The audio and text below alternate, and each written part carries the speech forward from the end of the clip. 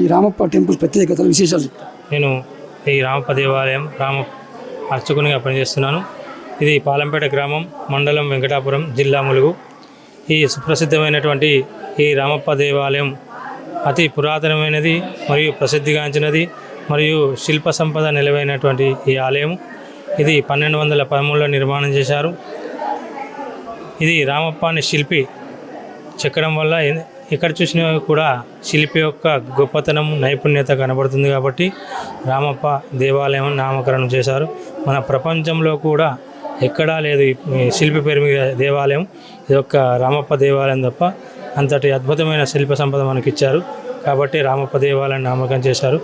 ఇక్కడ ఇది కట్టి కూడా 40 సంవత్సరాలు అవుతుంది. ఆలయం కట్టడానికి 40 సంవత్సరాలు పట్టింది. ఇప్పటికి కట్టి 812 సంవత్సరాలు అవుతుంది ఆలయం నిర్మాణం చేసి. ఇక్కడ ఈ స్వామివారి పేరు రుద్రేశ్వర స్వామి మరియు రామలింగేశ్వర స్వామి అని పిలుస్తుంటారు.